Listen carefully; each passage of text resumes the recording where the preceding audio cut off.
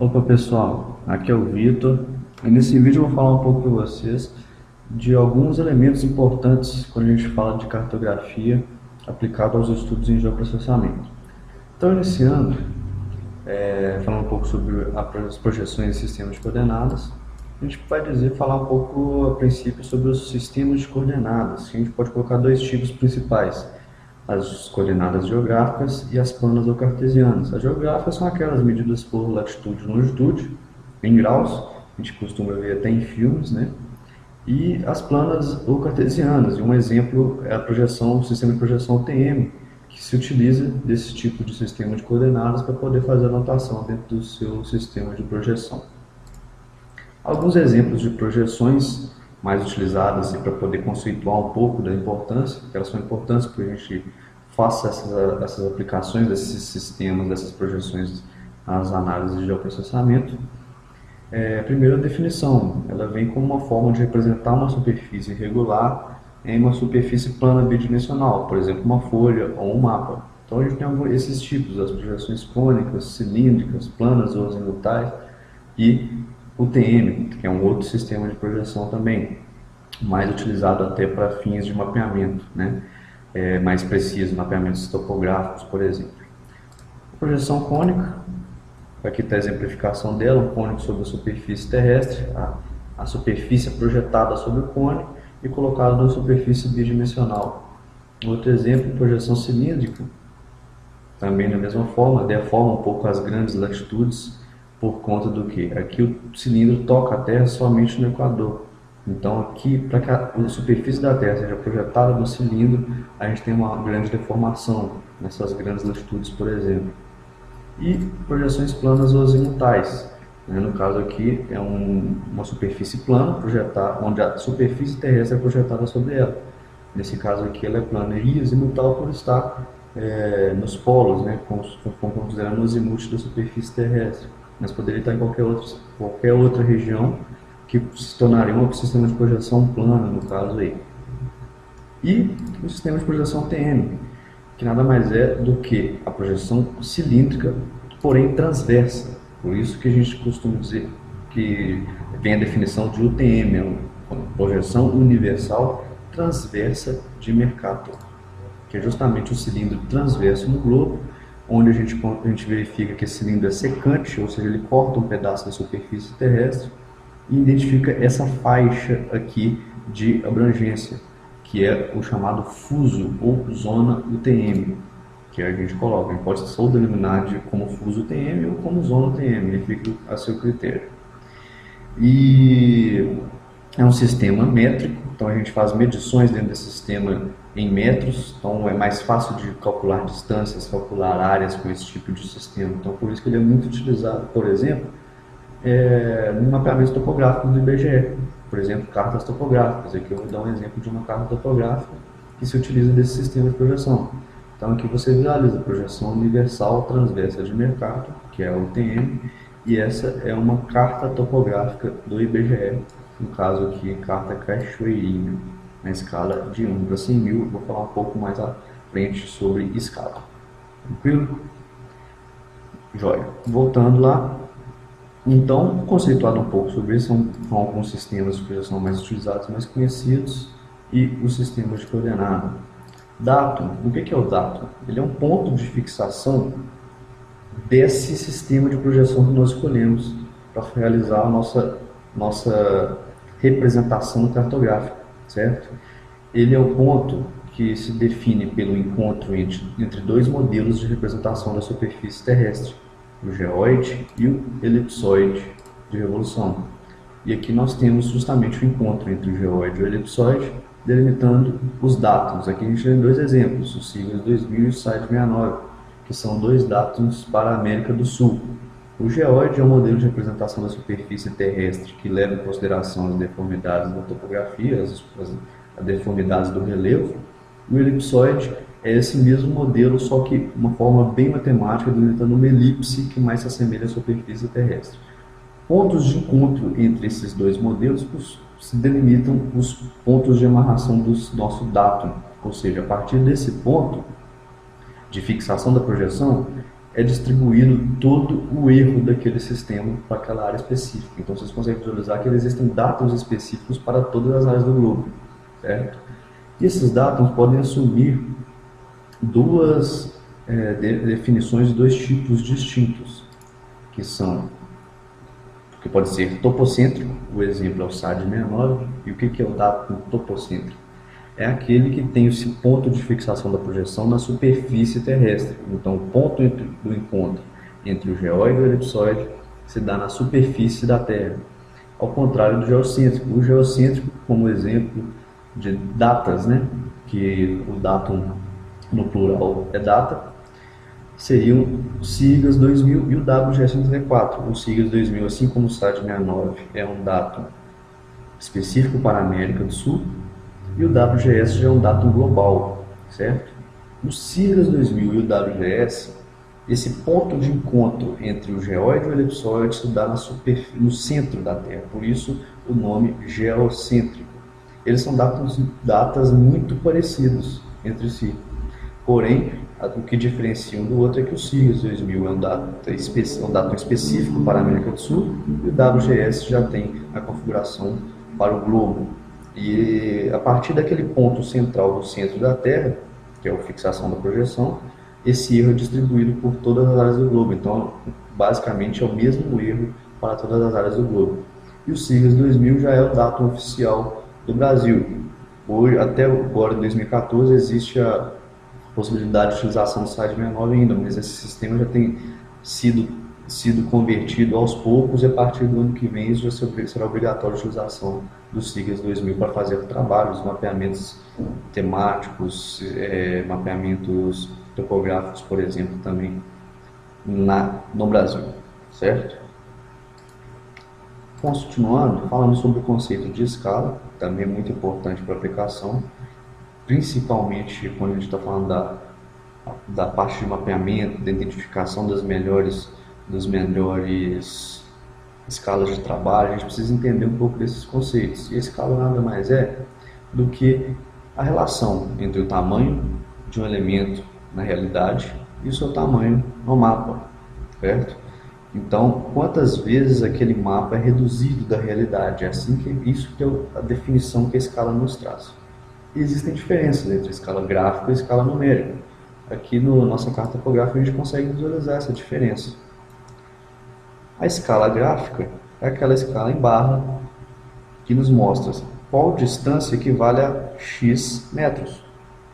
Então, por exemplo, essa distância aqui, medida lá no mapa, equivale a 2.000 metros ou 2 km. E a escala numérica é justamente como se denomina essa notação em termos numéricos.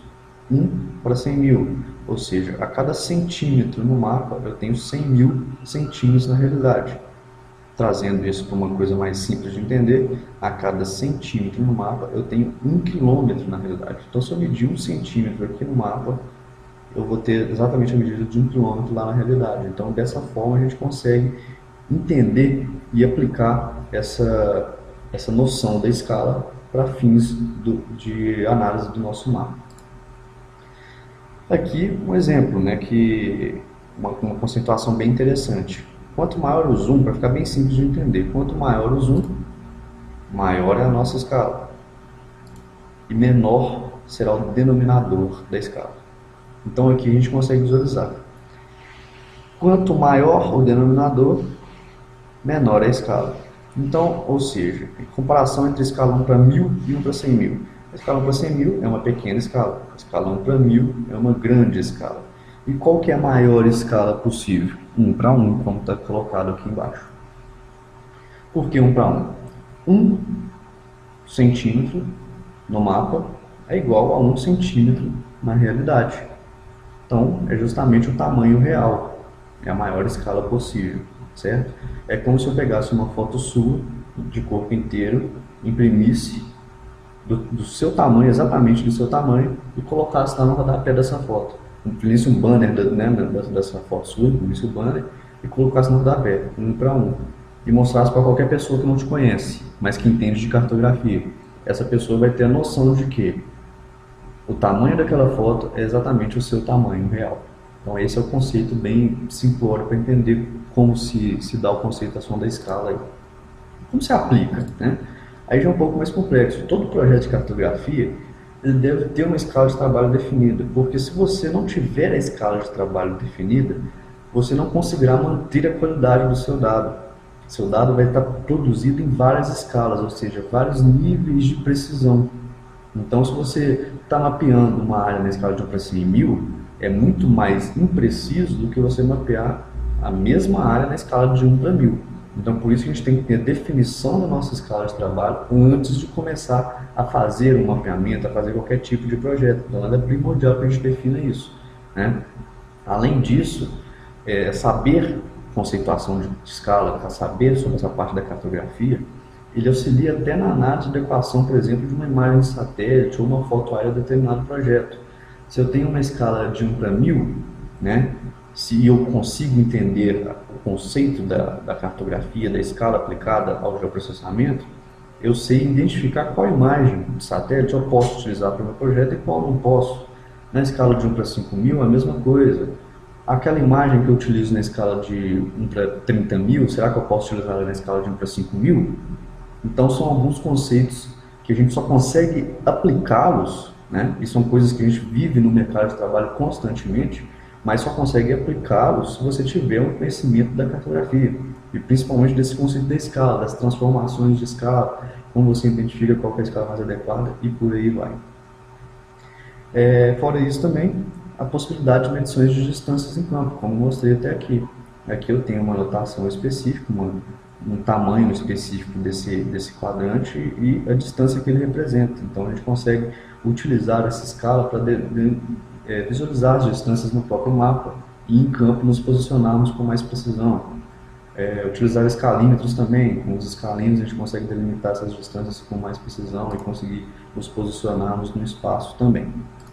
Por último, falando sobre o sistema de informação geográfica. Qual é a relação do SIG com a cartografia, né? Primeiramente, o quê? Que o sistema de informação geográfica ele tem uma concepção toda baseada em sistemas de coordenadas e projeções cartográficas, ou seja, desconhecer o que é um sistema de coordenada, como se aplica, quando se aplica, não entender o que é uma projeção cartográfica e que ela precisa ser utilizada para projetar um arquivo num ambiente bidimensional, você não consegue fazer os trabalhos em geoprocessamento, né? Todas as análises dentro de um sistema de informação geográfica são baseadas em localização, que é a informação georreferenciada, ou seja, a informação está referenciada a um sistema de projeção cartográfica. Então, logicamente, tudo que se fizer ali dentro tem uma base posicional, uma base intrínseca e intrinsecamente relacionada a um sistema de projeção e um sistema de coordenadas, certo? Outra relação interessantíssima que a cartografia tem, mas aí não é mais a parte sistemática, mas a parte temática, é a representação gráfica, né? Como eu represento os alvos, os elementos no meu mapa, por exemplo. Então, essa linha ela tem uma cor azul por algum motivo, essas áreas são rachuradas e coloridas de formas diferentes por alguns motivos, a gente consegue visualizar outras formas de representação. Essa representação espacial dessas informações aqui que vocês estão vendo nessa carta topográfica, nada mais é do que cartografia temática de uma carta topográfica para que a gente consiga identificar os elementos, os alvos com mais precisão e mais clareza. Por exemplo, a estrada como simbologia específica.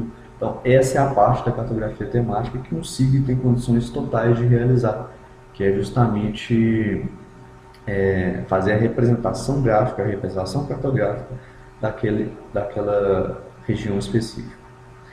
Então, finalizando sobre essa relação e sobre tudo que eu coloquei ali acima, é imprescindível que a gente entenda a parte básica da cartografia para se realizar um trabalho dentro do sistema de informação geográfica, para realizar trabalhos de geoprocessamento, que a maioria das análises de geoprocessamento são feitas dentro de um sistema de informação geográfica.